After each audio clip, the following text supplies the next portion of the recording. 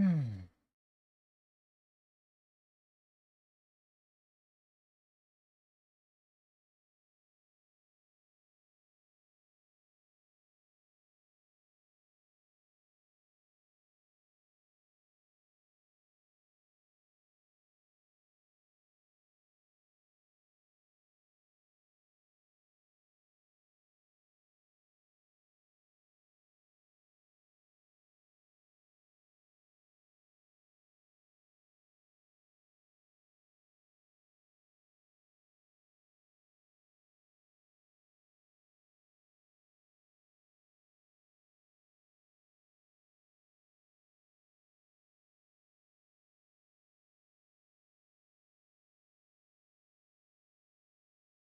Mm, mm, mm, mm, mm, mm.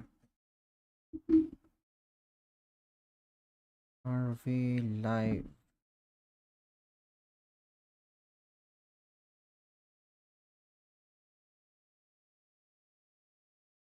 Yep, we are live. Are we?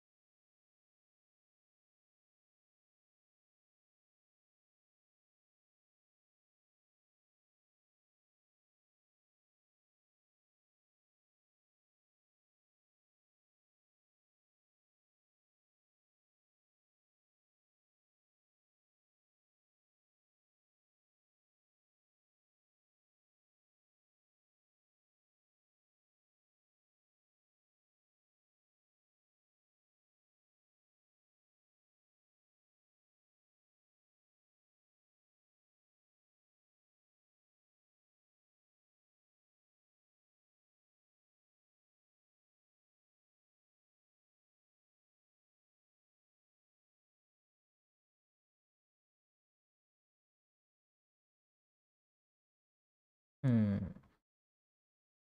Okay. Everything looks fine, I guess.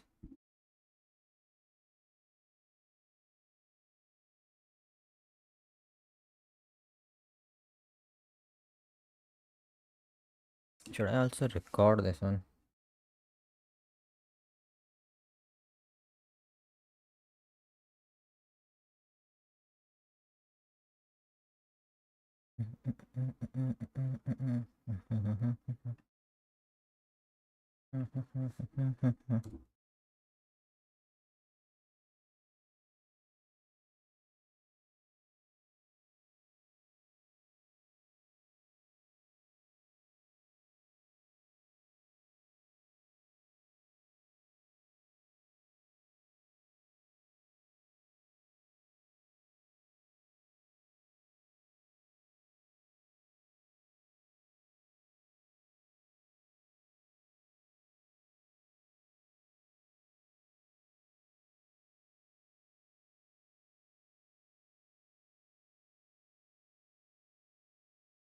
Okay, so which one was it? Any news, right?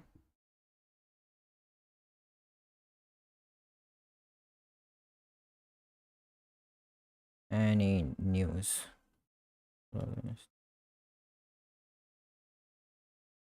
Where's Overlord?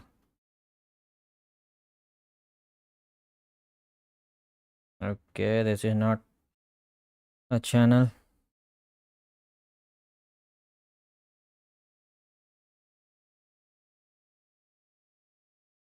This one?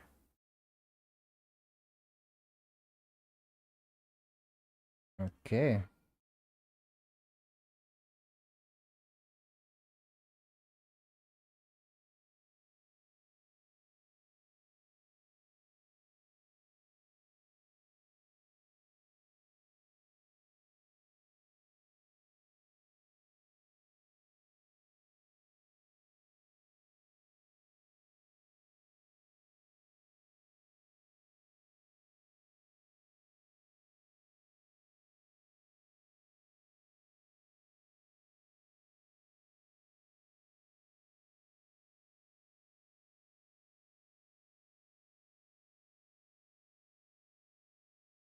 Overlord. Season 4 cut content. Nope.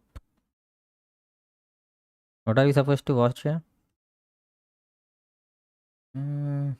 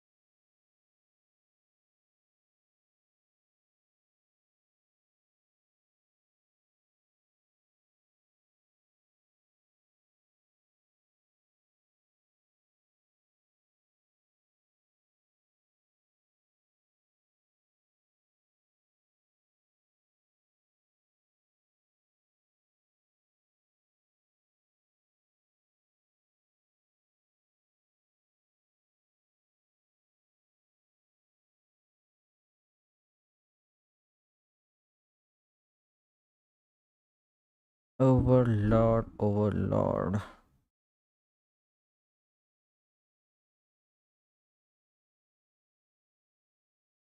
Where's the Overlord stuff?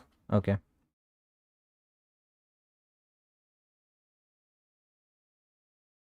I'm supposed to watch the Albedo sister, right?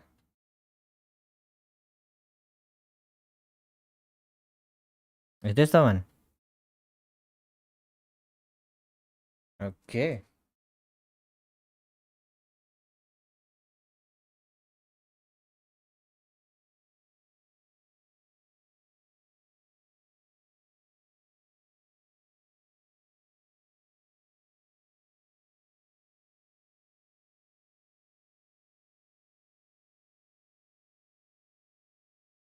Is this the one?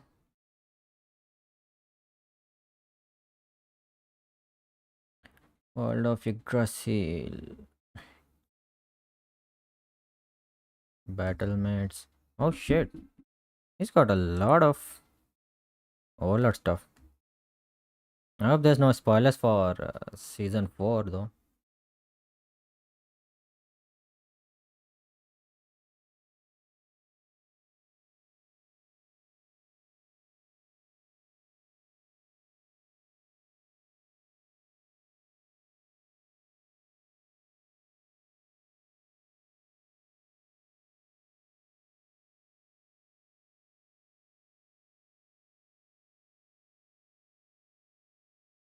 Albedo's conspiracy. Oh shit.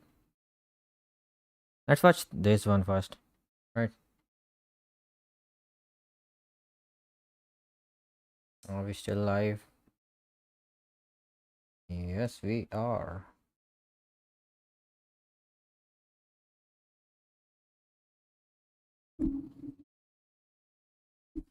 Hmm.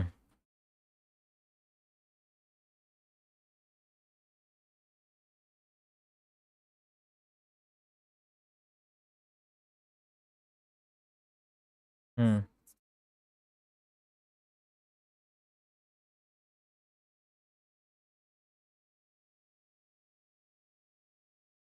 Okay, never mind. We should watch the previous video then.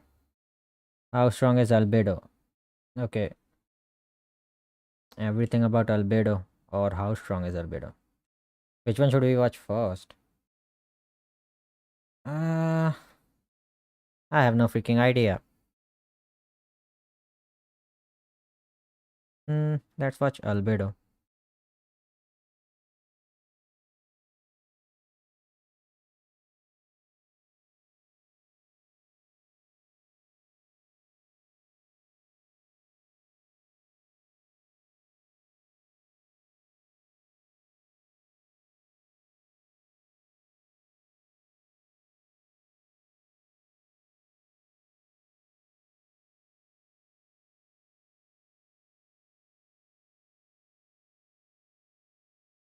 Hmm.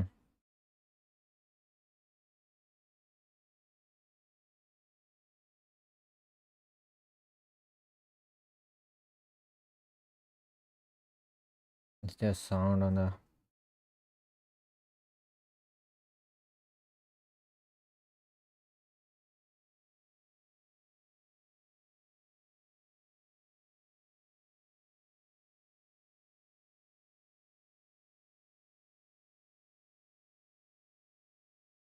There's no sound on.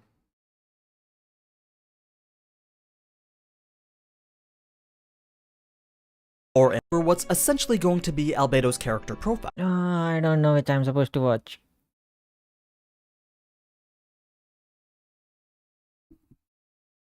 Let's just watch Yes, the Albedo Albedo sister.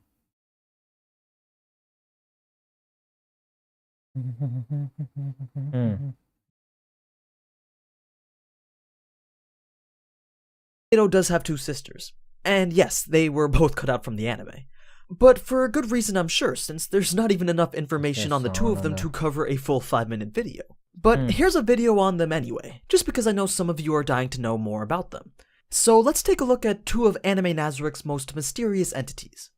As I had mentioned last episode, all three of their names stem from the 3 stages that are required. I just watched episode 1 of season 4. Okay, never mind. Wait, let me first mute this one. To be Albedo's character profile. I don't know which I'm. Okay, sounds fine on the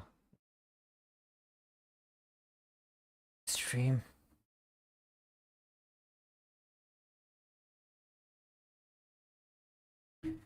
So I just watched episode 1 of season 4 today, and this one was mentioned, Nigredo. Required to And produce then the there's one ancient more, artifact Albedo. known as the Philosopher's Stone. Due to Tabula's passion for all things related to the ancient occult, it's fairly clear that alchemy had a heavy influence on him and his. Okay, wait. Yeah. I'm gonna make this into a video, cut it up, and upload it as a video. So I'm gonna record as well.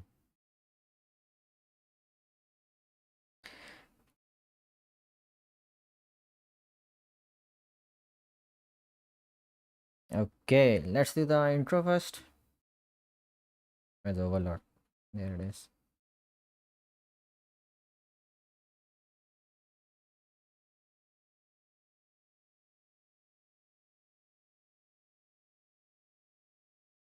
So here comes the intro. Hello everyone. Nope. Hello everyone, we are reacting to another Overlord video. It's actually a YouTube video from Any News about Albedo sisters. So let's get right into the video. That was a lame ass intro. Should we do again? Yes. 5, 4, 3, 2, 1, go. Hello everyone, welcome back to another Overlord reaction. Today we are reacting to a video known as not known as, it's about Albedo sisters by Any News. So let's get right in the episode. If you're new to the channel, do subscribe, and if I subscribe, do like and comment on the video. Yes, this one was much better.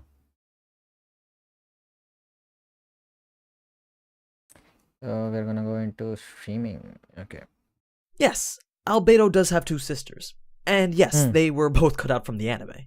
But for a good reason, I'm sure, since there's not even enough information on the two of them to cover a full 5-minute video. But here's a video on them anyway, just because I know some of you are dying to know more about them. So let's take a look at two of Anime Nazareth's most mysterious entities. As I had mentioned last episode, all three of their names stem from the 3 stages that are required. Yes, Negredo was just mentioned in episode 1 of season 4. I just watched it today. So I know one name, and from the comments I know about this Rubedo as well. They said she's the strongest something, right? In Nazareth. Somewhere around those lines. So I'm interested in her. Required to produce the ancient artifact known as the Philosopher's Stone. Due to Tabula's passion for all things related to the ancient occult, it's fairly clear that alchemy had a heavy influence on him and his. That wasn't. Hello, Sisir. Hello, welcome to the stream. This is my first stream actually. Oh, not first stream. First stream. I streamed a game first. Muhammad Al Hiddi. Welcome to the stream. Sisir, how can I not recognize you? We chat quite a lot in the comments nowadays. Hello, Muhammad, and hello, Farhan Nayak. So, yes, we are reacting to this one. Albedo sisters. Things related to the ancient occult, it's fairly clear that alchemy had a heavy influence on him and his creations. Since, after all, the first stage is Negretto, the older sister, the second Albedo, and the third is Rubedo, the youngest. But not only This were one's each of his just a creations named silhouette. after his love for lore and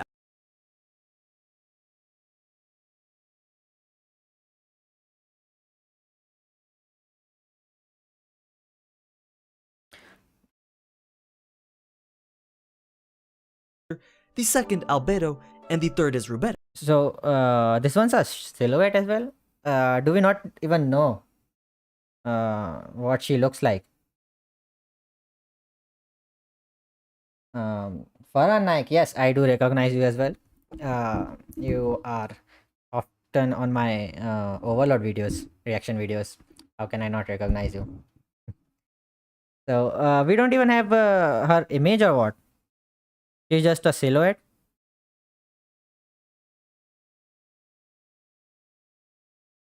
Muhammad Al Hidi. I'm not doing all the lore videos. I was being requested to do this Albedo sisters video reaction. So I'm doing this one now. Maybe it's just 6 minutes, so maybe we can do more. You can tell me which ones are spoiler free, so I can react to them. Any plans on upcoming other anime reaction stream? I actually cannot do anime reactions on YouTube. They will just strike it down instantly. I can do it on Twitch. So if you wanna want me to do live reactions for anime, you can go and follow me on Twitch. As soon as I get at least 20 followers, I'm gonna start streaming reaction videos live. The youngest. But not She's the only were youngest. each of his second Albedo, and the third is Rubedo, the youngest. But not only were each of his creations named after his love for lore and alchemy, but he also modeled and designed them in accordance to each of his three passions, which just so happened to coincidentally align with the meaning of each of their names. If we look at Negretto first, her name means blackening and is symbolic of putrefaction and decomposition. As such, Negretto also embodied the form of Tabula's love for the horror genre. Visually, she looks like she was the animated version of that chick from The Grudge, having long wavy black hair that's meant to hide her supposedly terrifying face. Negretto's creation was merely meant to be a prank on the other guildmates, everything from her character design to the Oh shit, is that a weapon? A scissor. We don't know what Rubedo looks like, and she hasn't directly appeared in the Ellen light novel. She was only mentioned by other characters. Oh shit. So even the light novel readers don't know how she looks like or what she does. I am late. Drago, you are not late. We just started. bedroom that she stayed in, and even the AI scripts that she was given seemed to have been copy-pasted directly from a horror movie. Remember, Tabula liked to fill Nazareth with these stupid little gimmicks and weird mechanisms, so he made Negretto's room one where if you entered, you'd come across a hunched-over Negretto, mourning softly while she cradles this baby in the corner of this poorly lit room. As if to immediately recognize your presence, she would look down at the baby and become agitated as she comes to the realization that what she's been cuddling was nothing more than a doll. As this happens, baby-like creatures called carrion crawlers would emerge from every nook and cranny of the room and begin to wail. Negretto would then start to look around, and her eyes would eventually land on the unlucky soul that had entered her room. She'd then start to accuse you of stealing her child and run directly at you with scissors. Oh shit! Yeah. In episode 4 of the episode 1 of season 4. Season 4 episode 1 I just watched. They were what were they? I forgot. They were being punished, right? Negredo and that dog maid. Pestonia, right? No, not Pestonia. Was that her? They were being punished for going against Ainz's orders. I just watched season 4, episode 1. So, and they said that Negredo and Pestonia went against Ainz's order and sheltered the children. So,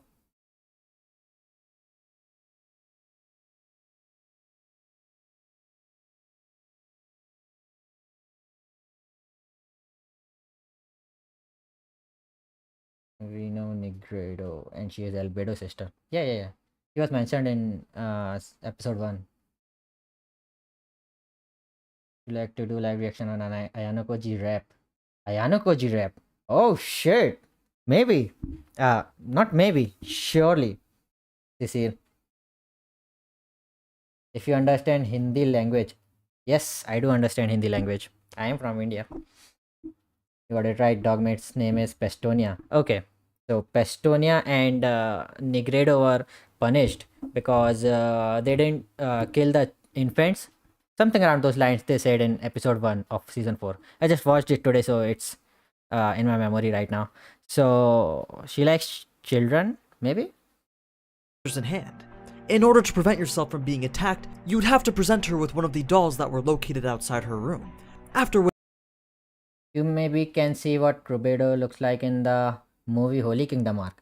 There's a Overlord movie. Imam Prasetyo. I'm sorry if I butchered your name. Because doppelganger change became her when fighting with Jaldabot. There's an Overlord movie. Oh shit. I need to watch that as well. which she'd returned to what she was doing. Well, that was what was supposed to happen anyways. It's not clear whether Tabula just forgot to write her any lore or backstory, or whether he deliberately created her this way. But after the scene had played out the way it was intended, Negretto's personality just flipped dramatically, and she returned to being a perfectly ordinary servant of Nazareth who would just accept orders. She might even be among the few members of Nazareth who were good aligned. You see, when Demiurgus captured a large group of citizens from the kingdom back in the end of Season 2, Ainz had ordered them to be mercifully executed rather than tortured or experimented on. So Negretto, along with the dogmaid, had attempted to smuggle the innocent children mentioned this. So, yeah, I was right. out of Nazareth, but they were caught, and their actions were almost deemed treasonous. Albedo even wanted to have them executed, but That instead she they were said in confined. episode 1 as well. Because of this, Negretto now spends her time isolated in the frozen prison on the tomb's 5th floor. This could As a also be punishment? yet another example of Tabula's implementation of his love for Gat Moe. Even though Negretto looks like this scary entity who enjoys killing things, she in actuality is against the killing of innocent people. So much so that she would even defy Ainz's direct orders to help the innocent. She does not belong in Nazareth then. People. Entity who enjoys killing things, she in actuality is against the killing of innocent people. She is against the killing of she does not belong in Nazareth. So much so that she would even defy Ainz's direct orders to help the innocent. As for her build, it was specialized for divination and counter-divination purposes, so Ainz and Nazareth have made numerous uses of her abilities. She was first introduced in the source material back in Season 1, when Ainz used her abilities to locate shelter when she had been mind-controlled. Demiurgus had also arranged to protect himself from being spied on during his meeting with Adventurer Ainz so as to prevent Ainz from breaking his cover. So her abilities are quite focused on observation. Oh, these little things they didn't mention in the anime. Is this all mentioned in the light novel? Maybe I should read the light novel. The movie hasn't released yet. Oh, okay, Farhan. I get it. I love this channel. Thank you so much, Muzumil Khan. Is the movie released this year? This year! Let's go! She is mostly loyal. Okay. That's a good thing though. You gotta have some people that don't just follow your orders line by line. That is true. I mean, even Ainz is working towards it. He tells the Guardians to just follow their own what should I call it? Instincts, maybe? As long as it benefits Nazareth. That was the lesson to Cocytus as well when he was given the war against the Lizardman, right? And information gathering. Now, Rubedo, on the other hand, has nearly no information attributed to her. But let's start with the things that we do know. Her name I'm means interested nearly no about information this one, dude. This girl. Who is she? attributed to her. But let's start I with mean, the we things know that who we she do is, know. but Her name means reddening, I want to see symbolizing her do perfection something. and reunification. Though there isn't a single visual to show you of her, you can assume and breaking his cover. So her abilities are quite focused on observation and Did he already information start on gathering. Rubedo? Now, Rubedo, on the other Okay. hand, has nearly no information attributed. Is this Rubedo? No way. Why did he show this girl when he's mentioning Rubedo? But let's start with the things that we do know. Her name means reddening, symbolizing perfection and reunification. Though there isn't a single visual to show you of her, you can assume that red plays a prominent feature in her design. And you might be able to speculate that because of Tabula's Gap Moe love, he probably designed her like this cute, weak little girl who will just end up one-shotting your ass Oh, into God. oblivion. What did He he say? designed her like this cute, weak little girl who will just end up one-shotting your ass into oblivion. Cute little girl who is gonna end up one-shotting your ass into oblivion. That was funny. Pandora is also that kind of character. Pandora's actor, yeah. Today he called Ain's father in episode 1 of season 4. I'm gonna release it today. You haven't done the 4th season yet, right? Yeah, I haven't done the 4th season. I just watched episode 1 of 4th season today. No, she is just she from Slain Theocracy. Yeah, I know that. But when he was talking about Rubedo, he showed her instead of Rubedo. I mean, there's no actual image of Rubedo, right? But who exactly is she, though? Well, honestly, I don't know. Let's just say that while Negretto thinks that she's a rather unusual being that will bring disaster on Nazareth, Albedo thinks she's relatively harmless. Or at least, however dangerous or powerful she may be, or however much potential for ruin that she has, it's unlikely for her to direct that destructive potential towards Nazareth. We know she's the most powerful entity in Nazareth. We also know that she Oh towards shit! Nazareth. I remember from the comments that she's strongest something, not the strongest entity in Nazareth. We know she's the most powerful entity in Nazareth.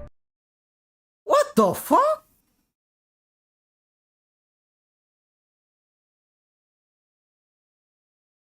Hey yo, is she stronger than who is it?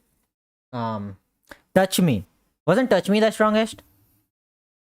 Comments mentioned him as he was the strongest in the Nazareth or among the 41.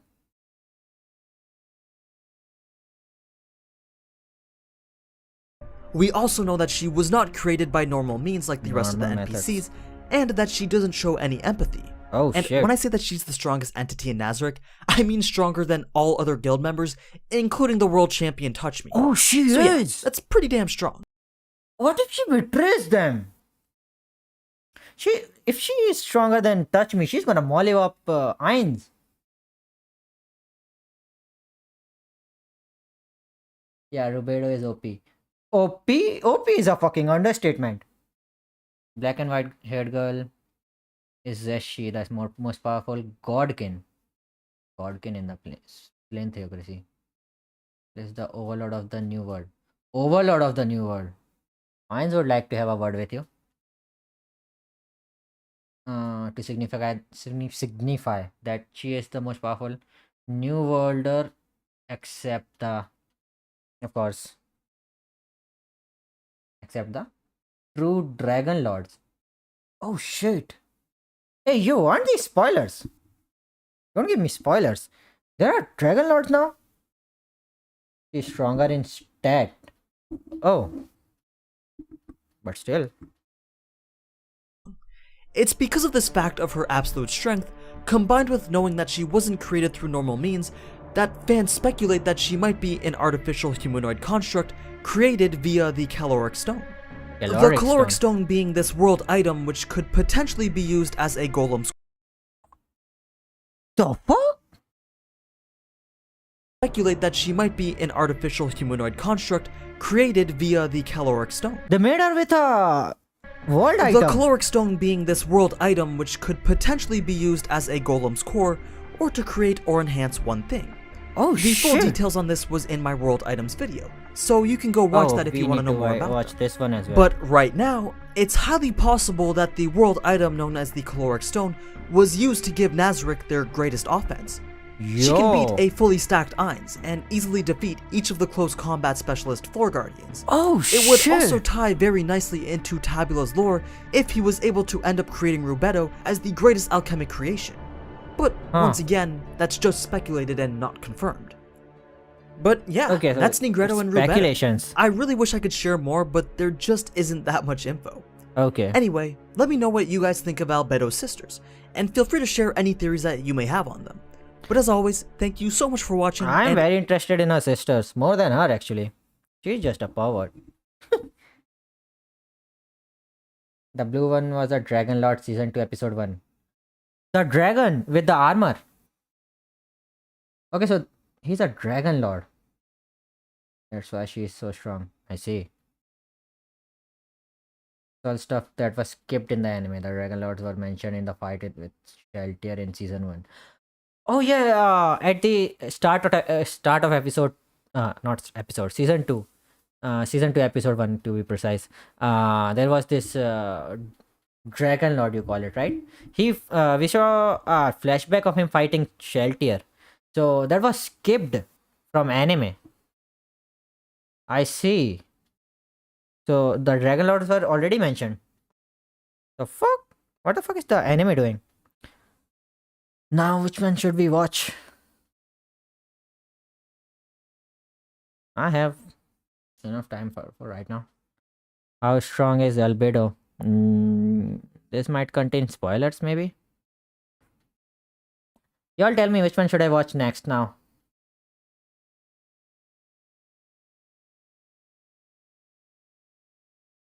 What's the world item one? There won't be spoilers, right? I haven't started season 4. I mean, we just watched season 4 episode 1 only. Make like 12 episodes out of 3 volumes. Is that less? Anime is a loot of skipped content. Oh shit. Gargantua is stronger guardian only for the power, but he doesn't have intelligence, so Sheltier replaces him. Oh, okay, ma'am, I see.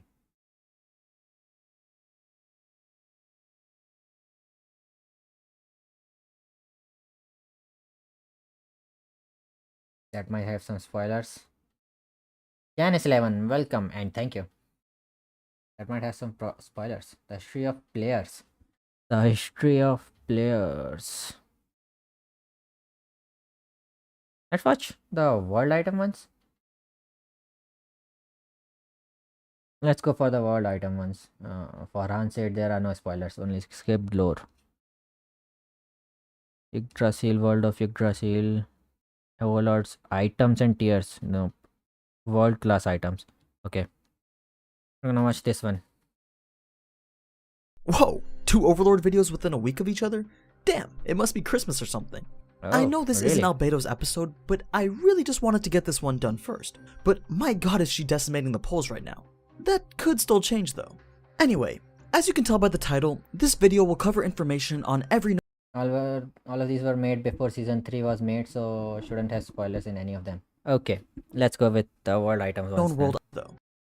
It must be Christmas or something. I know this isn't Albedo's episode, but I really just wanted to get this one done first. But my god, is she decimating the polls right now. That could still change though. Anyway, as you can tell by the title, this video will cover information on every known world item from both the light novel and the anime. So if you don't want to know how broken some of these items were back when Yggdrasil was just a game, then the anime. Title, this video will cover information on every known world item from both the light novel and the anime. Light novel as well as the anime. Might be spoilery. What do y'all say? Should we watch this?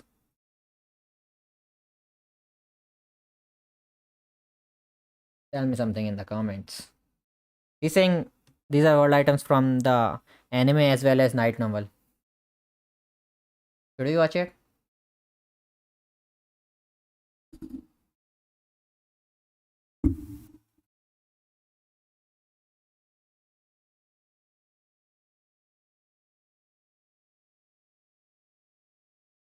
Light novel and anime till season 3. Oh. So, no spoilers? Someone else wanna chip in on the discussion? The world items aren't explained at all in the anime. Oh, not even in season 4? Okay, fuck it, let's go. So if you don't want to know how broken some of these items were back when Yggdrasil was just a game Okay, novel world and the item. anime. So if you don't want to know how broken some of these items were, He's giving a warning though. World item spoiler alert.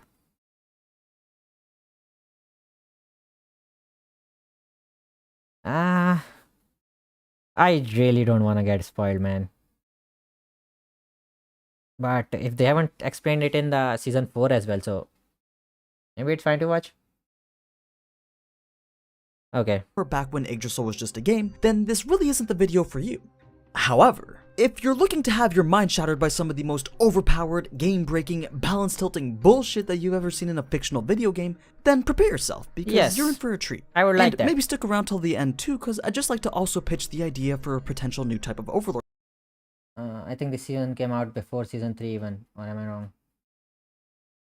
No choice. This video was made before season 4. Okay, never mind, so we're gonna watch this. Video. Anyway, let's get started.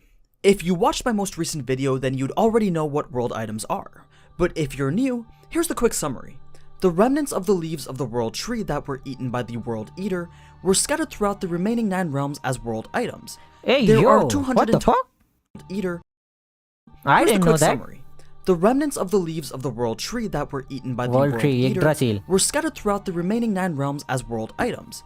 There are 200 in total, and each carry the power of an entire world. 200! These are by far these Didn't they say are 200 in in season 1 when Ainz was going to fight Sheltier, he went to the mausoleum. Didn't they say there's only 20 of them? Or there's 20 of them with Nazareth, and there's more of them outside.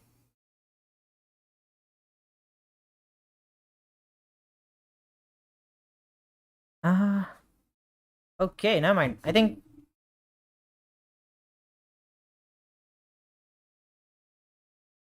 I switch to this one. Okay, this much better.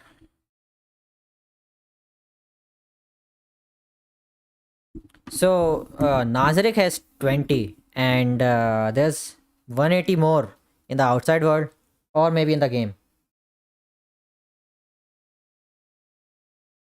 20 and 48 are strongest. Oh, okay. Yeah, it was season 1. I'm sorry, I forgot. Yeah, they did say Ainz is the strongest 21, one of 20. Oh yeah, he mentioned that if they use one of these 20, they will lose their power in just one shot. I mean, one use. 11 total world items. Oh. He also said they lose their power after one use, right? total, and each carry the power of an entire world within them. These are by far the strongest and most rare items in the game, with only 50 ever being announced as discovered during the game's uptime. There's a subset known Not as even discovered yet. Only 50 discovered. during the game's uptime. There's a subset known as the 20 that can only be used once. After that, they are set to vanish. Okay, never mind. I just need to shut up. He's explaining everything anyways. Some of them are one use, not all. Yeah, so the 20 strongest one are one use maybe? There's a subset known as the 20 that can only be used once. Yeah. After that, they are set to vanish. But no one knows for certain whether they respawn in a different area or just disappear from the game completely, since no one wanted to risk using them should they not just vanish and instead respawn and fall into enemy hands. You'll see why once I start going through a few of them. I think I'll start with a pretty tame one, just to set the mood. This one was actually used in the anime to take control over Shaltyr's mind.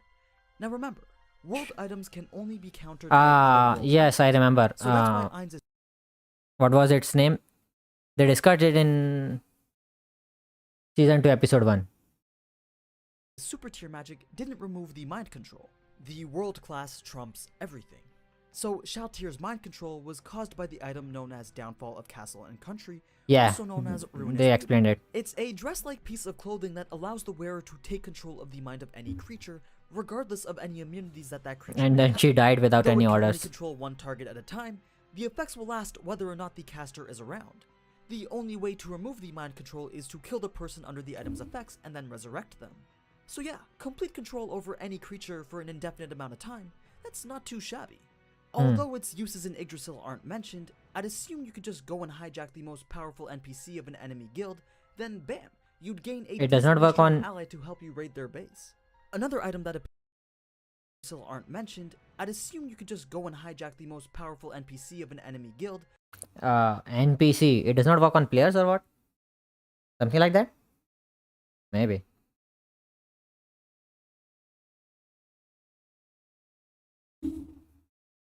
Then bam, you'd gain a decently strong ally to help you raid their base.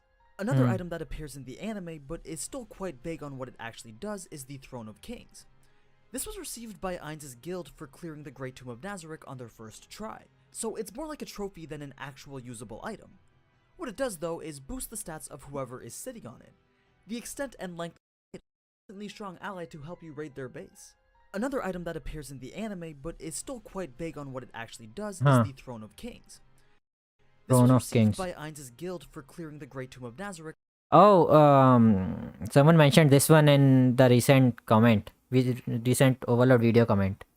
Ainz's throne is world item, right? So it's more like a trophy than an actual usable item. What it does though is boost the stats of whoever is sitting on it. The extent Boost the and length of these stats. stat buffs aren't quite known, but I'm sure it's significant enough to give you the advantage in a fight even while sitting on your ass in this throne. Some people theorize that it also seconds as a world item shield that encompasses the entire Tomb of Nazareth and its entities. Since the throne is said to be an integral part of the tomb, perhaps it protects its residents from the game-breaking effects of other world items. But let me know what you think. Yeah, so those two were pretty boring examples. Imagine Rubedo getting mind control. Yo, yeah. Imagine that. She's gonna destroy us. If she can beat didn't she say she can beat fully stacked Ainz? It would be impossible to implement control over a player in a game, but it probably works in the new world. Oh, in Yggdrasil it didn't. As you know, she was made with a world item. Oh yeah. She was made. Oh, y'all also told me in the comments that if you have a world item of your own, then the another world item will not work on you. In the comments, someone also said in the finale of season 3, episode 13, right? Albedo's X was also a world item. Y'all tell me in the comments a lot of things.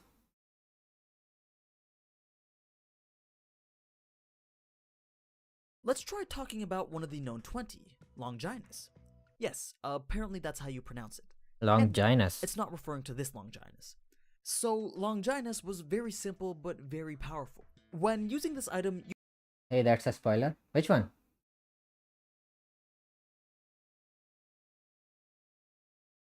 The item which can shapeshift. I see. you could pick any target, NPC or player, and completely remove them from existence, but at the cost of your The own fuck? existence. Your data and the data of your target would be completely wiped from the game, and there would be no way of recovering Yo, it that's other fucking than using broken. the resurrection power of another world item. So, just like that, you could get your ass Thanos snapped out of reality, and all progress and time you've spent in the game would have been. What if you just give this world item to someone insignificant to you and make him use it on the other person you want to eliminate? Uh, any level of players can use this world item or not?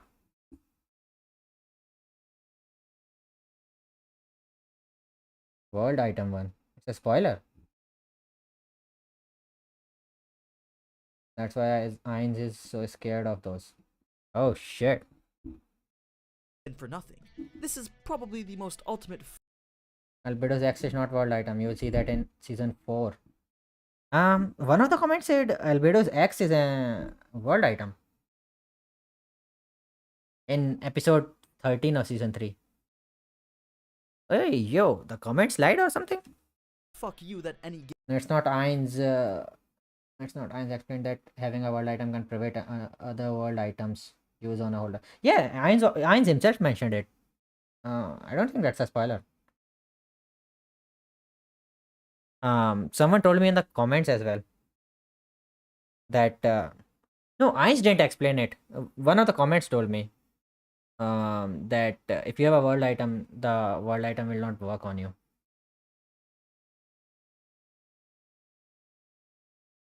gamer could pull off against another gamer.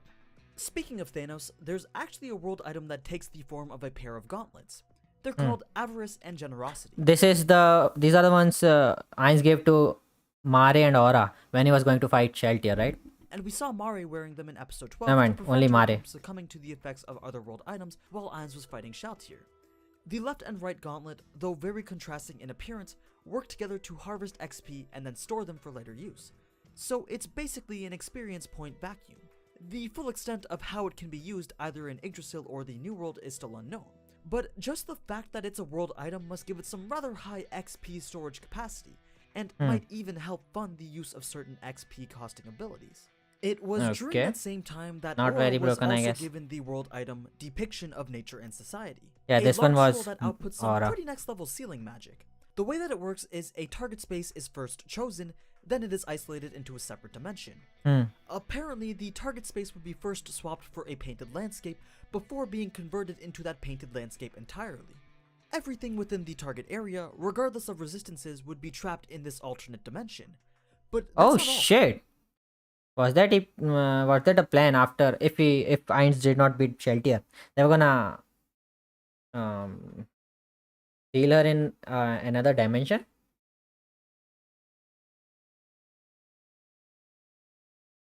Albedo's X is divine class item called F3. I won't talk about her world item since you'll see that in season 4. Okay. So, who the fuck in the comments said her X is a world item? Mare have them, yes. Only Mare had the gauntlets and Aura had that ceiling one.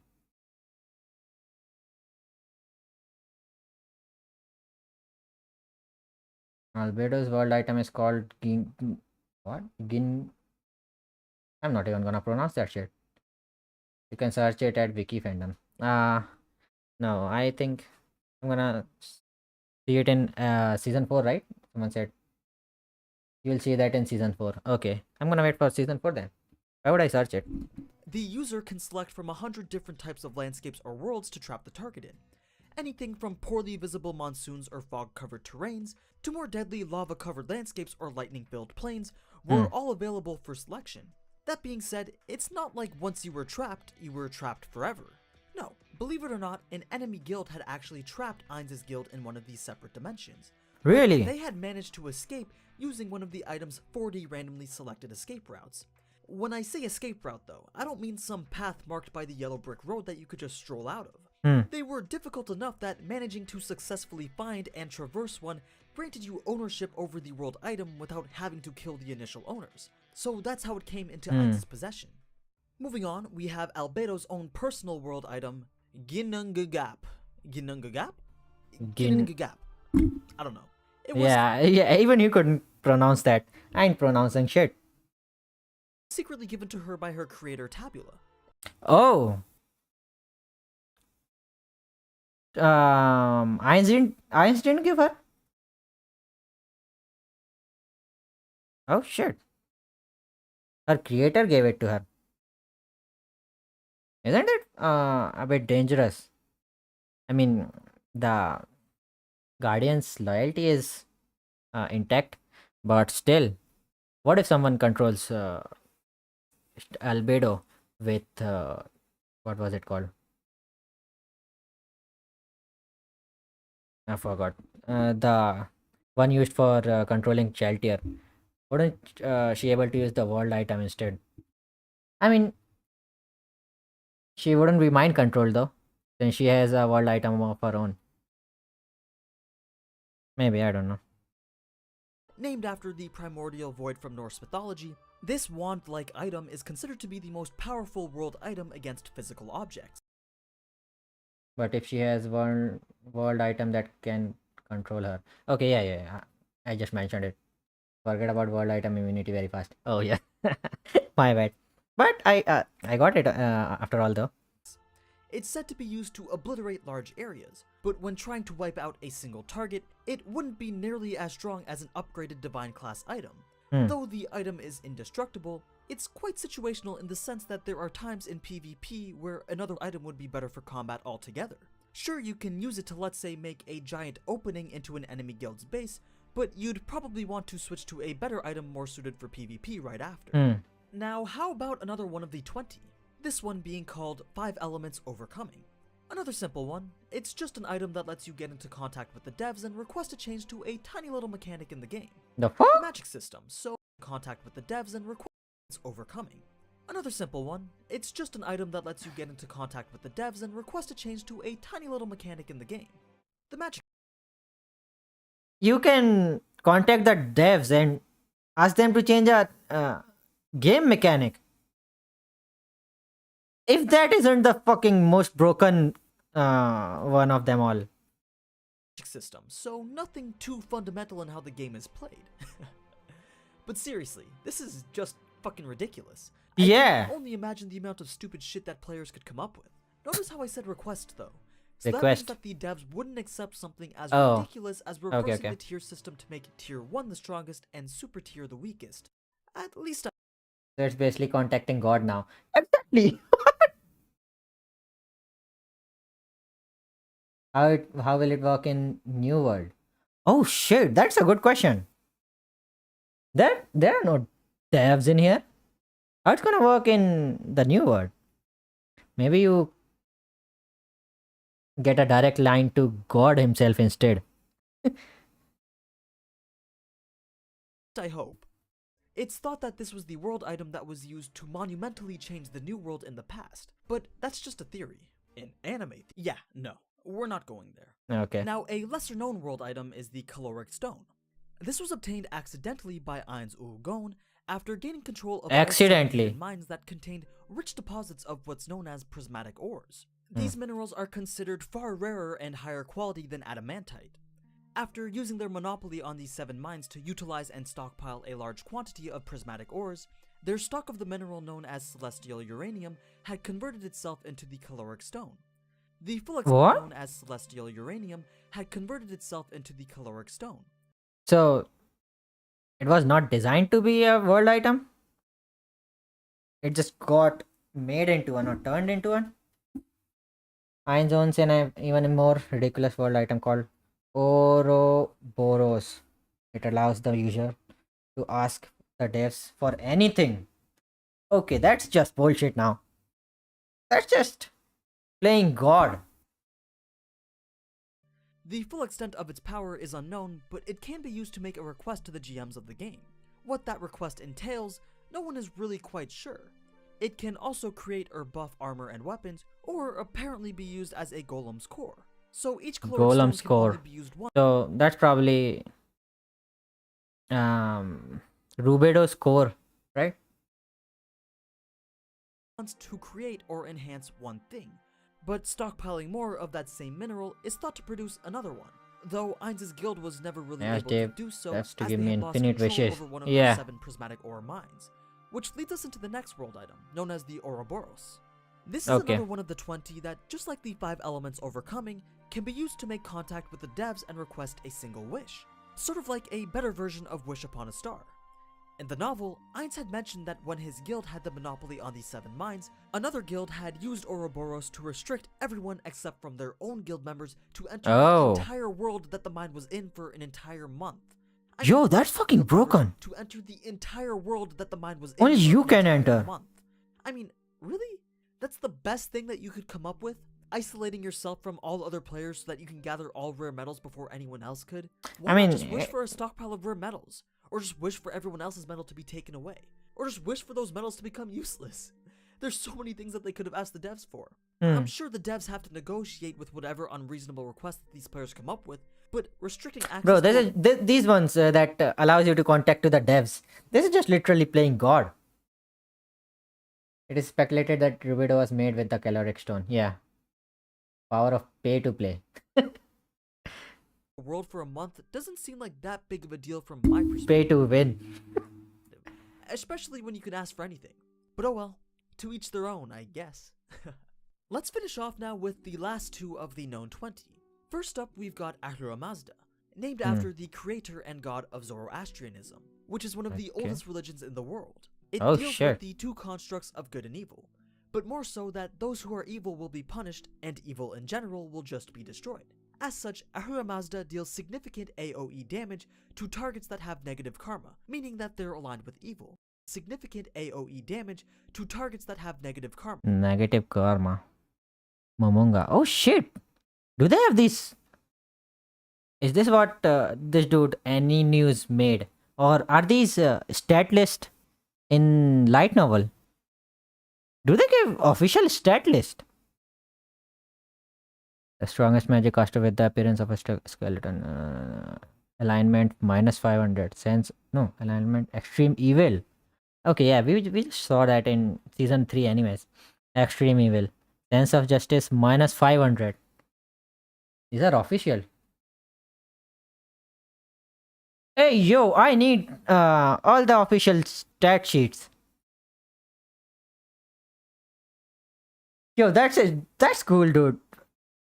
Maybe I should switch to fucking light novel. Is there more seasons coming of Overlord or not? If not, I'm gonna jump into light novel. I cannot wait.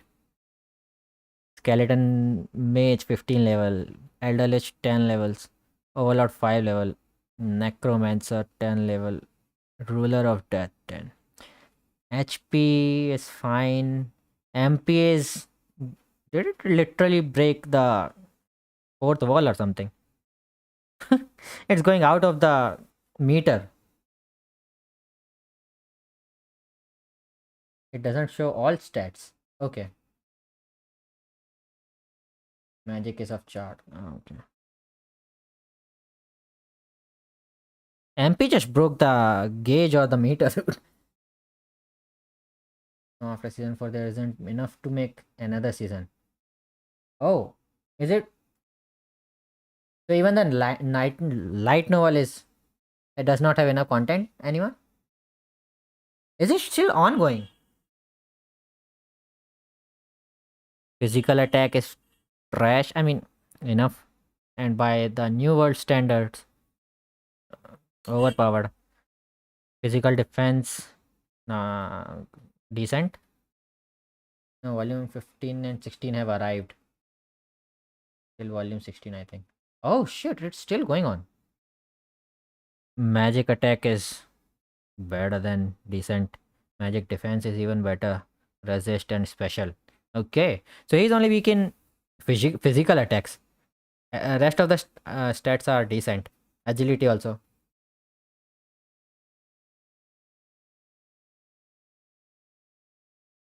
Light novel isn't complete. In fact, it's not going to.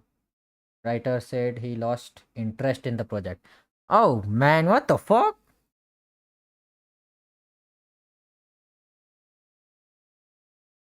$21 but got reduced to 18. Damn, dude. That's sad. Meaning that they're aligned with evil. The range of this attack spans across the entire world, so it's essentially a global attack on evil characters and NPCs. Holy shit. People tend to theorize that it's a counter to an unknown world item that can spawn an unlimited number of extremely strong demons. Then the last of the 20 is called the World Savior. If used correctly, it's thought to be able to single-handedly defeat the entire guild of Ainz Ul Gon combined. What the fuck? Both NPCs, including Rubedo? Ainz Ul Gon combined. Yes, I'm talking both NPCs and guild members alike. There's a catch with this item though. It doesn't immediately start off with the power to one-shot a level 100. Though it does get there, it's a club that is initially rather weak. One-shot level 100. As you continue to... It does get there, it doesn't immediately start NPCs and guild members alike. There's a catch with this item though. It doesn't immediately start off with the power to one-shot a level 100. Though it Holy does get there, shit! it's a club that is initially rather weak at first. But as you continue to use it, the power in each attack grows and grows until you're at the point where your attack can just obliterate the strongest person with the lightest touch. Consider it like Derrieri's punches from the 7 Deadly Sins. Who the fuck is The that? more attacks that touch. Consider it like Derrieri's Why is she fucking naked? With black marks. punches Okay. from the 7 Deadly Sins. Writer is going to finish the story by volume 18. Okay. Wait, did he say he was going to write an ending? I thought he will leave it open-ended. Oh, not confirmed? Sins. The more attacks that she does, the stronger her punches become. Except, you don't have to perform combos with this club, and there's no known limit to the max power that this item has. So once you've equipped it as your primary weapon from your inventory, then have beat whatever poor souls that you've targeted it with, the moment that you unequip it is when it disappears. Well, supposedly anyway. And that's every decently known world item. There were also 2 others that were given to Demiurgus and Cocytus back during the Blood Valkyrie arc.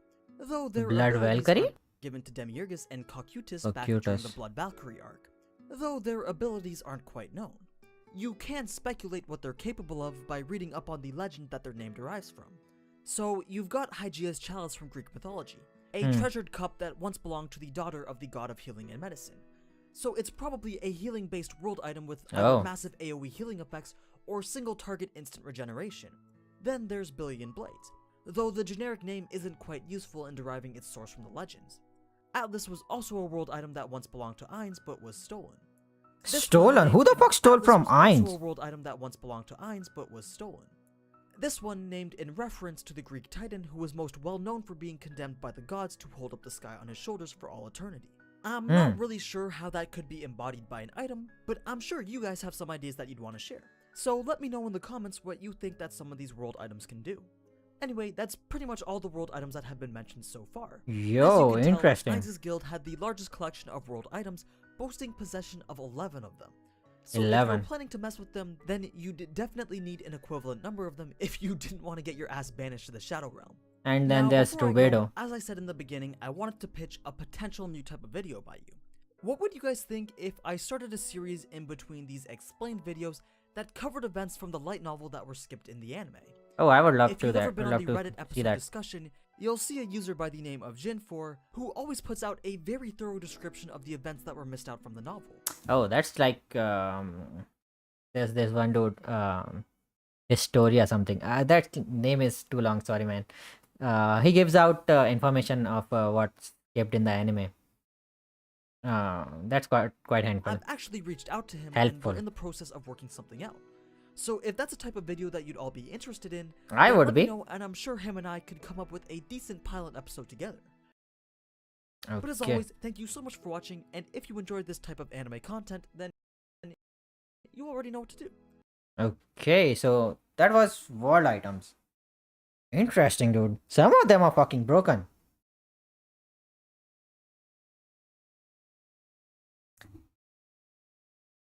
The question is if he can write an ending in short for such a big world.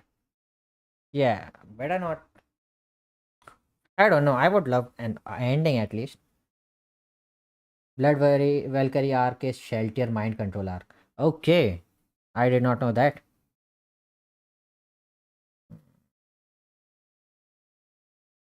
The second highest had only 3 world items. Oh, mine's here holding 11. Season 4 skip volume 11 to 13 and make it as a movie. When is this movie coming? So, wasn't the most powerful in the game, right? Ainz Guild wasn't the most powerful. You're kidding, right? They weren't. They had only 41 members. Others had 100. Oh shit! So only so high rated because of so many world items. Okay. Tell you the limits of the power at the guild Einzulgan in Yggdrasil. Nazareth was raided by a group of 1500 players. And all of them were killed by the time. 1500 players, not fucking NPCs. Players. Time they reached the 8th floor. Hey, yo! Who's on the 8th floor? Shelter didn't even fight then, right? No, Shelter has. Okay, I forgot who has which floor.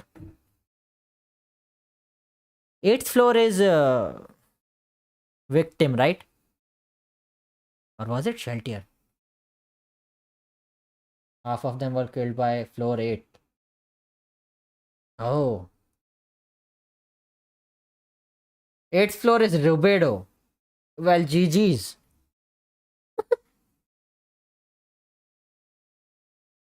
The West time they were ranked as ninth place. Okay.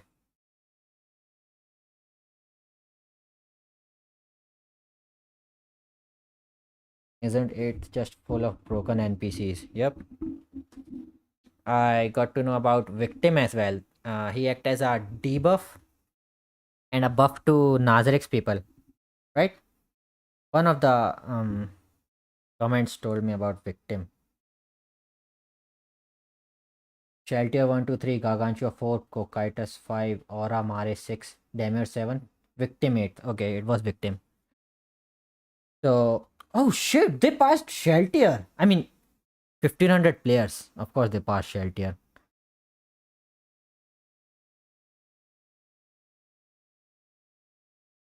Nazareth is said to be the most powerful guild base.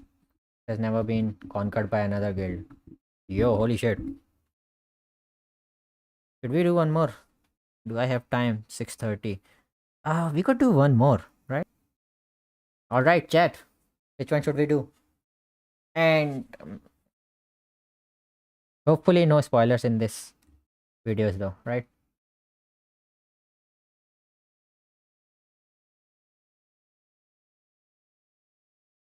The 8th floor hierarchy is confirmed able to beat Rubedo if they are given a world item. Oh shit! But world item would it work on Rubedo if she was literally made out of world item? I mean, he said it's a theory, not confirmed. Imagine a movie about the raid. I would pay for that. I would, for sure. Which one should we do next? How strong is Ainzulgaon? Overlord World of Yggdrasil. The magic leveling explained. Overlord's items and tiers. World class items. Who is Aureole Omega? Aureole Omega. Have I heard this name before? Oh yes, I have. When Ainz demoted Sabus, right? Because he stuck with what was her name? Tuare. He demoted Sabus. Yuri became the captain. Oh, not captain. The leader of the Pleiades, and one more maid joined. Wasn't her name Oriole Omega? Not Oriole. It was Omega, right? Items and tier. It- Two comments for items and tier. Three comments for item and tier. He's the youngest and the strongest of the mid. The fuck? He had the strongest one benched. The fuck? Items and tiers. World of Yggdrasil, items and tiers. Okay. This is the last I one. think it's about. After this, I gotta go. I She's the only level 100 made. She's 100. Hey, yo, why did you bench the strongest one? She was not in the Pleiades, right? Before Sebas got demoted. Besides, in the 8th floor. Oh, she's on the 8th floor. Okay, that makes sense. Her strength is more useful when she is benched. Oh, another victim? For your information, Rubedo is the only human NPC in Nazareth. How the hell is she human?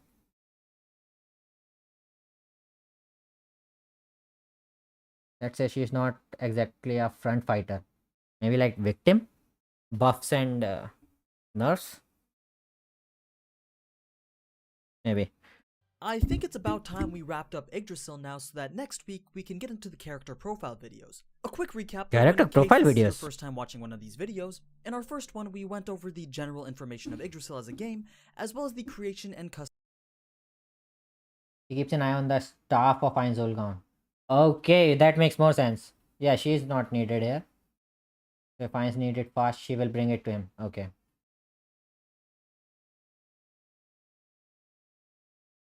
She's commander and she is not suited for fight. She's a commander. Oh shit. Customization of characters. And in the second one, we took a look at the leveling and tier magic system, as well as how casting mechanics worked. And now I'll just try to put together all the other miscellaneous information, starting with some more stuff about the world. As you'd expect from any fantasy RPG, dungeons also lay hidden throughout each of the 9 realms, but they're most definitely not the type of dungeon that you'd expect. Imagine the entire game of Dark Souls as a single dungeon.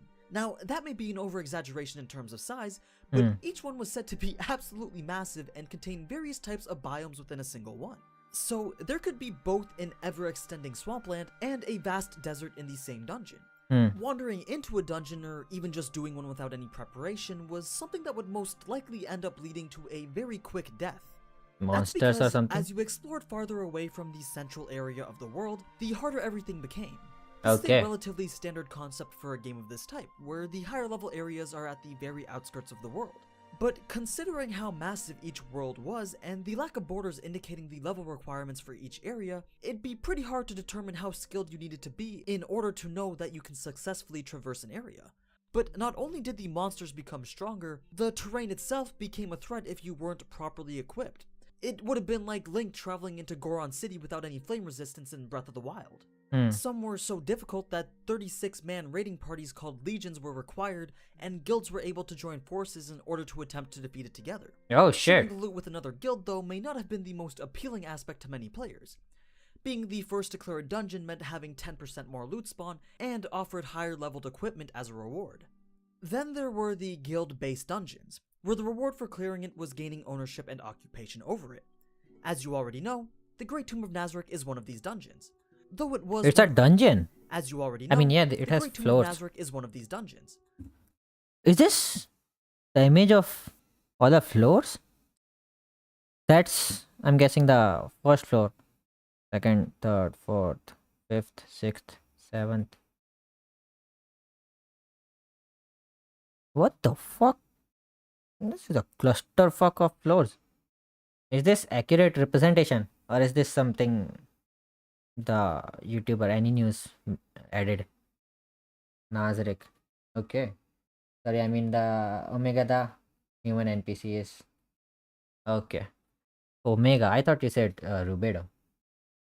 It's not exactly detailed though. Okay. Though it was one of the more difficult It's simultaneous official. attack dungeons, it wasn't the hardest. There existed 9 one of the more Let's see.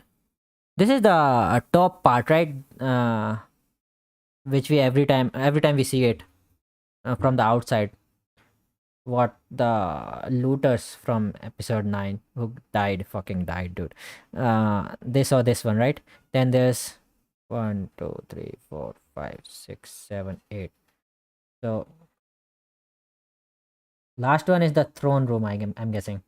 So floor number 8. The first 3 floors are combined in the picture since they have the same style. Oh, okay. 1, 2, 3. I see. difficult simultaneous attack dungeons, it wasn't the hardest. There existed 9 dungeons, 1 per realm, and these allowed for NPC data storage of up to 3,000 levels. You see, guild bases were dungeons that had levels embedded into it.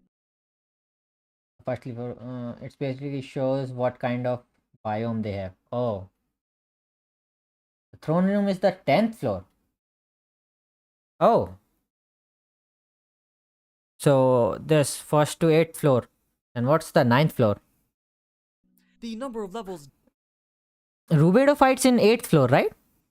Who fights in 9th and 10th? I mean, 10th is the throne room. So I'm guessing the players and the Pleiades. Not Pleiades. dictated the maximum combined level of custom NPCs that you could have to defend your base. and usually the harder the dungeon was, the more levels of Resident Ninth. Oh, okay, okay. The treasury is in the 10th or not? Was it the 11th? They live there. Oh shit. NPC data storage it would have. Of course, you could upgrade the amount of levels that your base had by paying for it, like they did with the Great Tomb of Nazareth, but to find one with 3,000 levels already was limited to one per realm. You also weren't able to claim multiple dungeons at once and divide your bases up either. Hmm. If you came across a guild-based dungeon with a higher level that you wanted, you would first have to leave the other one. Oh, you can only own only one dungeon. I mean, possess only one dungeon. Well, that's good. Component to guild bases was the maintenance costs. Everything from the creation of NPCs to the base's defenses required serious financing. If you ever wanted to hinder a guild financially, then attempting to raid their base would be your best bet, since immediately re-establishing traps, repairing damages, and reviving NPC base would be your best bet, since if you ever wanted to hinder This was season 1, episode 1 start scene. Was this a a raid? guild financially, then attempting to raid their base would be your best bet, since immediately re-establishing traps, repairing damages, and reviving NPCs all cost gold.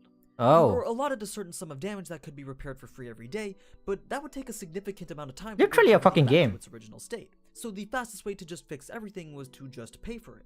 Which brings us to the game's currency. So along with managing the guild-based defense system and summoning or reviving NPCs, gold can also be used to cast certain spells and of course buy or craft in-game items. Yeah. Heinz is pay to win items that he used against Shell tier. Fucking cheat. The 9th and 10th floor are basically for roleplay. I see.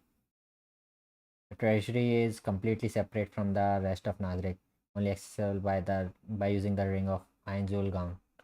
Okay. Alongside gold was also data crystals. They occasionally dropped as loot from killed monsters.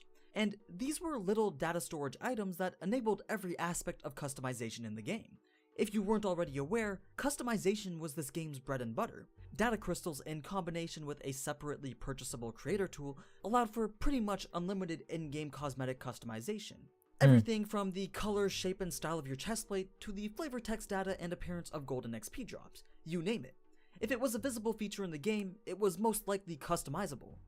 Created NPCs had an even greater degree of customization because you could design them We and saw make their build any way that you could imagine. this is Their very fucks up personalities would be Albedo's. detailed in their backstory, and their appearances and abilities were dictated by your choice of racial and class levels. And all this was possible so long as you had enough data crystals to do so. For example, Tabula had used so much of Nazareth's free data capacity with the designs of his NPCs that other guild members had started to complain about it. Oh, it was, but not the big one. Okay, I see. He was forced to end up using cache items in order to give himself more data to work with. So the more customization you did, the more data storage you'd need, and therefore, data crystals became just as or even more important than gold. Oh, you have to Though buy it's not data only for crystals pimping then. out your armor so you can flex on everyone else. Enhancing certain gear or crafting magical items was also possible with high-level data crystals. If you were lucky enough to come across a high-level data crystal, you could upgrade an item to the highest class, though that item had to already meet some rather rare requirements first. When it came to items, data crystals were the very essence of them. Design. Items were actually dropped in the form of data crystals. He put all the design points in Albedo or something. That way they could customize the way the item looked, all while keeping the in-game stats the same. All Oh. you had to do was insert or infuse the data crystal into the item's skin. So long as the item had enough data capacity, you could put however many data crystals into it. This is Oh. actually a fairly clever way of allowing personal design of your equipment without it having affect any of your abilities as a player. I could just imagine someone dressing themselves up in rookie gear or like a no skin, but have the most insane stats inserted into it. Hey, you. Oh, that makes sense. The lady's armor is just the maid outfit. Even who commented? Didn't Gagaran commented that their maid outfit is as strong? I mean, as durable as her armor.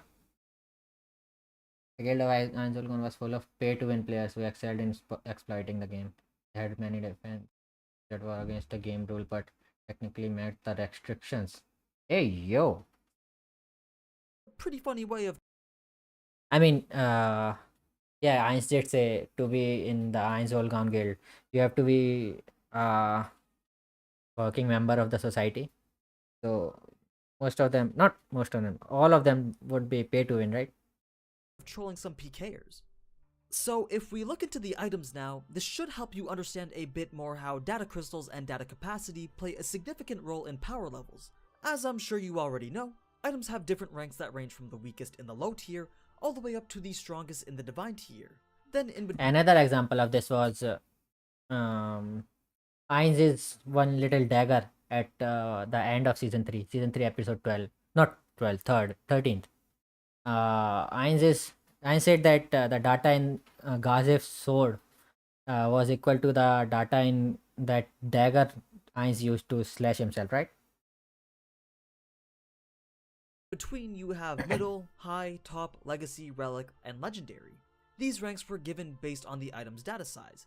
So the more Oh, divine legendary. Oh, you all mentioned divine uh, class item for Albedo's X, right? Just now. So she has the highest. data an item had, the higher rank that item would be. And an item's data size was determined by the materials that the item was made out of. The more rare the world metals and minerals were, the greater the data capacity, which made adventuring a prominent aspect of the game.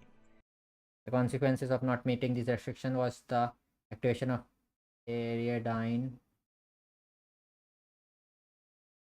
system, which heavily penalized the guild, and were afraid of this during the Walker arc and told Albedo to emerge.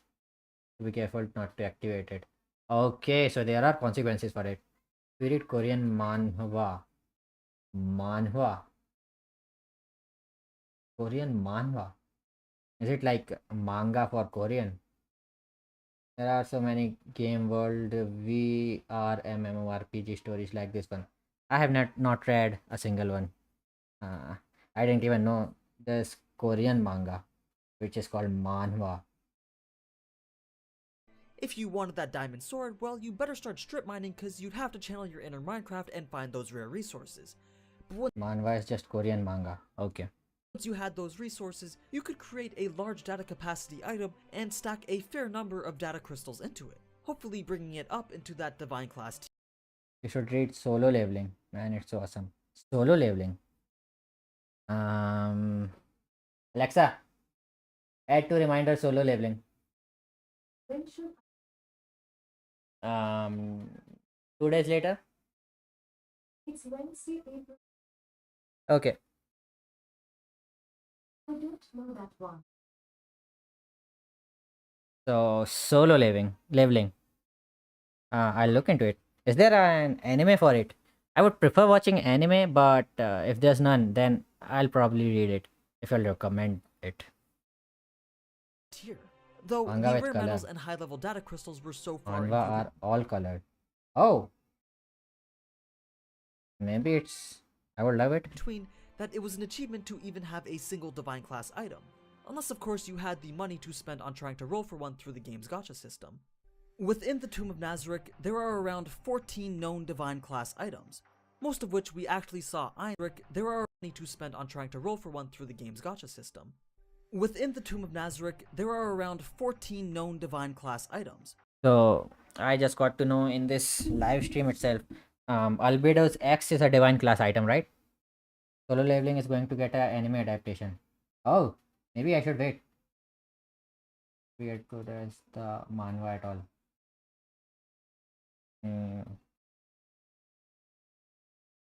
Let's try reading for the first time.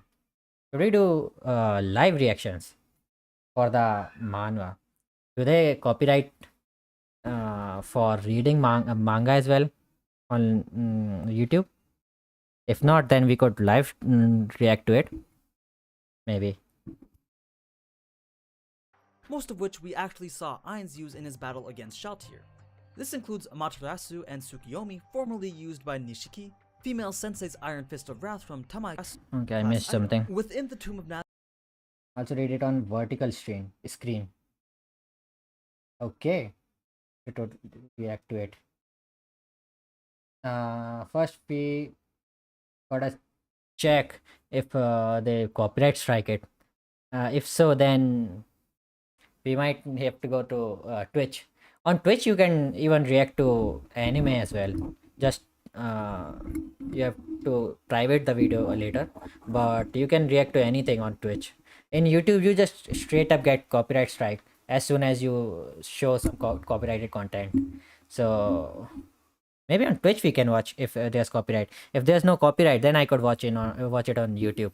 I mean, react to it. The manhwa thing. No, bro, please read the solo labeling manhwa. Anime won't be able to do justice to the god tier art style. Okay, so y'all are recommending solo labeling. Okay, fine, deal. I know people do manga or manhwa reaction, but some people do blurred screen or something. Blurred screen. We could try that. You have cover it with transparent cover on YouTube. Okay. Yeah, let's do solo labeling then. Everyone's kind of recommending it in that chat. Fine. So solo labeling it is. We're gonna start probably next week. Nazareth, there are around 14 known divine class items, most of which we actually saw Ainz use in his battle against Shaltir. This includes Amaterasu and Tsukiyomi, formerly used by Nishiki, Female Sensei's Iron Fist of Wrath from Tamaiko, Hoyi's Bow from Peroroncino, the giant meat cleaver called Suck the Blood and Eat the Flesh, and Takemakazuchi's Takemakazuchi Mark 8. They didn't mention Albedo's item? Fair, well, you better start strip resources. You could really bringing it up into between that it was an achievement to even have a single divine class item. Unless of course you had the money to spend on trying to roll for one through the game's gacha system. Within the Tomb of Nazareth, there are around against Shaltir. This is class items, most of which we actually saw Ainz use in his battle against Shaltir. This includes Amaterasu and the player's weapons, right? That he borrowed from the mausoleum. Formerly used by Amaterasu and Nishiki, Female Tsukiyomi. Sensei's Iron Fist of Wrath from Tamaiko, Hoyi's Bow from Peroroncino, the giant meat cleaver Iron Fist of Wrath from Tamaiko, Hoyi's Bow. Shelter was scared of this one. Hoyi's Bow in the fight against Ainz, right? From Peroroncino, the giant meat cleaver called Suck the Blood and Eat the Flesh, and Takemakazuchi's Takemakazuchi Mark 8. A few of the Guardians also have their own, including Albedo's Hermes Trismegistus armor, Shaltir's Spewit Lance, Mare's Shadow of Yggdrasil, and Cocytus's God-slaying Emperor Blade. Then there's other items. The name on this blade is crazy. God-slaying Emperor like Blade. The Ring of Ainz Urugon and the gacha item Shooting Star. Exceeding the divine category though are the exclusive guild weapons and world or world champion items. Guild weapons are the singular representation of the existence of your guild.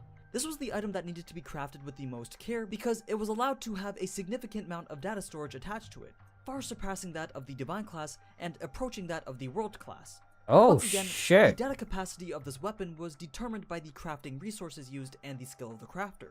Even if this weapon was poorly designed and crafted, I said all these marbles or snake heads were all god class items, right? it would still have To show the level of wealth of Ainz Ulgon, it is speculated that each member of the guild owned multiple sets of divine gear.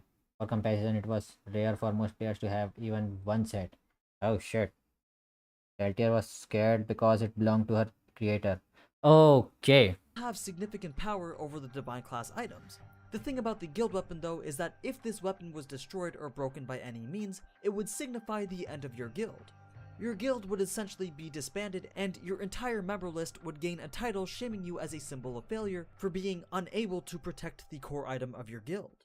Then there are the world items, which are so ridiculously overpowered that they actually break the mechanics. We already see. Or at least they're capable of overriding various fundamental game mechanics in order to change the very system of it. Some devs thought it would be a good idea to create wildcard items that anyone could stumble across and use to just become Kirito temporarily and ignore any facet of game balance. I'm not even joking about that, by the way. Is that stream lagging?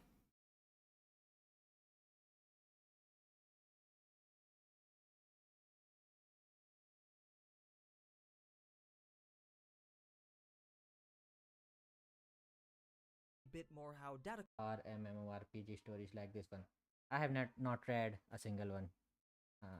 I didn't even know there's Korean manga, which is we might have to go to Twitch. a single divine class item, unless of course you had the money to spend on trying to roll for one through the game's gacha system.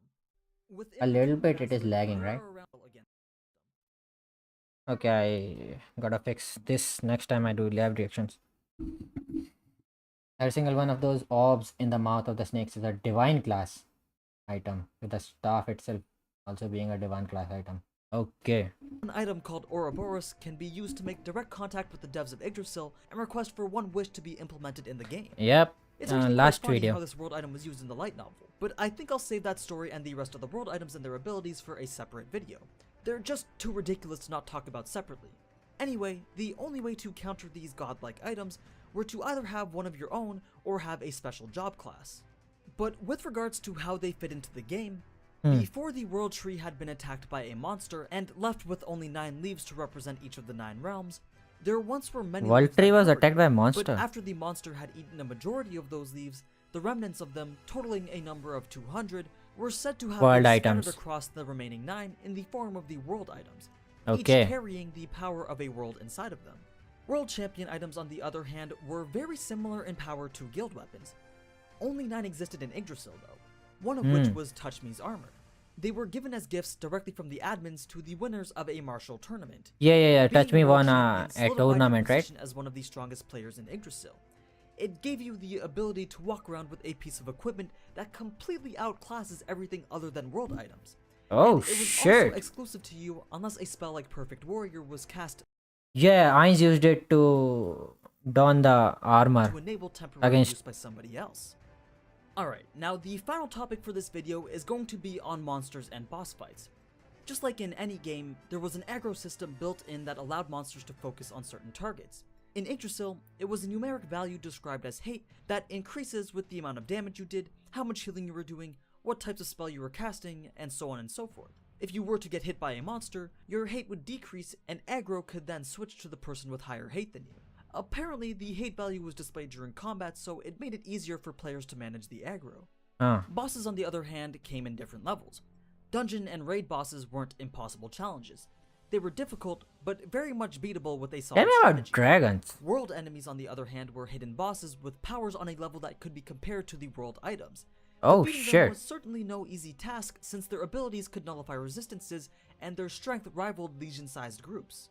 Some were even referred to as level-breaking bosses.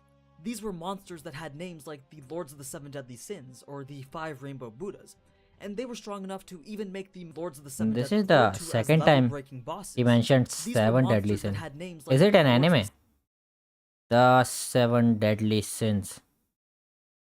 It's an anime? Seven Deadly Sins, or the 5 Rainbow Buddhas, and they were strong enough to even make the members of Nazareth hesitate when deciding whether to fight Or maybe a game. though the rewards for beating them would make the fight well worth it. It was thought that beating the Lords of the Seven Deadly Sins would drop a world-class item, but Oh. being able to beat it, well, that's a whole nother issue. Okay, and I guess that brings us to the end of Yggdrasil Part 3. Next week or so, we shall move Bro, on to these some videos character are growth. So interesting be sure and to go vote in the community poll for which character you'd like to learn more about. I think there's some other Yggdrasil stuff that I could talk about, We're but gonna- I'm sure it'll come. we're gonna watch all of his videos, I'm guessing. If there's not any spoilers, if there are spoilers, maybe we should just first complete season 4, then we could watch all his videos. These are very interesting videos and tells a lot about the story. Probably the world eater, dragon witches, and boss of the game. I would recommend that after finishing Overlord you react to Kaguya-sama Love is War. That is a rom-com. Kaguya-sama Love is War. Yes, it's an anime. Oh. Do you still have the plan to continue reacting to Pleiades? Definitely, Adi. I just couldn't find the time. I mean, I have to upload reaction. I mean, record and upload the reactions to other animes as well. I'm doing One Piece, Tokyo Revengers, Overlord, and Moriarty the Patriot. So I cannot. usually don't find time for those reactions, and then on top of that I have to make time for the play this thing. I would like to watch them, but I need to manage my time first. As soon as I come back home from my work, then I start recording. There's not a lot of time for me. In his old videos are barely spoilers from season 4. Okay. Seven Deadly Sins is a popular Christian concept to adapt from. There are many games and shows that include them. I see. And the videos are like more than 4 years. You are good to go almost all of the time. Okay, I see. So we could react to his older videos. But that's it for today, guys. I gotta go for something I have to do. So we are gonna end the stream here. This was my first stream. Tell me about your experience. If you like the stream, was it lagging? Was the sound fine or not? But yeah, that's it for today. And yes, we are gonna react to solo leveling. I just started it on a whim now. I'm gonna start it next week probably. We're gonna begin from next week. Solo leveling. First, I need to find where I can watch it. I have to. Where do you read manhwa? Korean manga. Is there any designated website like Crunchyroll or something where you could buy subscription and you can read them? If so, please tell me. Or do I have to third party it from somewhere? Kaguya-sama is such a good show that it was rated the best anime of all time for 2 to 3 weeks. Oh shit, nice. Thanks for the stream. Please stream more. It's very entertaining. Thank you so much. Also, you are one of the best overlord reactors. What did I say? Overrated reactor. You can connect to so much fast. Thank you so much, dude. Janice Lemon. I don't remember exactly where solo leveling is on. Maybe Webtoon. Webtoon. Alexa, reminder Webtoon. Webtoon. When should Tomorrow. अरे भाई 11 a.m. Hindi में बात अपने device की भाषा Bye Farhan Naik. Thank you for joining the stream. Kaguya-sama. That's another one I might look into. I can send you a link to on the new Overlord video. YouTube automatically deletes links and anything of those sorts, so it won't reach me. Webtoon, right? I will look for Webtoon. I don't remember exactly where solo leveling is. Maybe on Webtoon. Yeah, to bring Historia Y next time to the stream. Yeah, definitely. Historia Y is the one who does these comments that tells us all the skipped content from the light novel. Those are really interesting to read. I love reading them. Maybe you can continue after watching season 4 while waiting the movie to come up. Yeah. After season 4, yeah, we can do after season 4. Yes. He is the goat. Okay. So yeah, that's it for today. Thank you for joining on the stream. We might do the streams more often, and if you wanna see my reactions, live reactions on Twitch, just subscribe on Twitch. I mean, follow on Twitch. As soon as we hit 10 or 20 Twitch followers, we are gonna start reacting, live reacting there. So yeah, thank you for watching. Bye.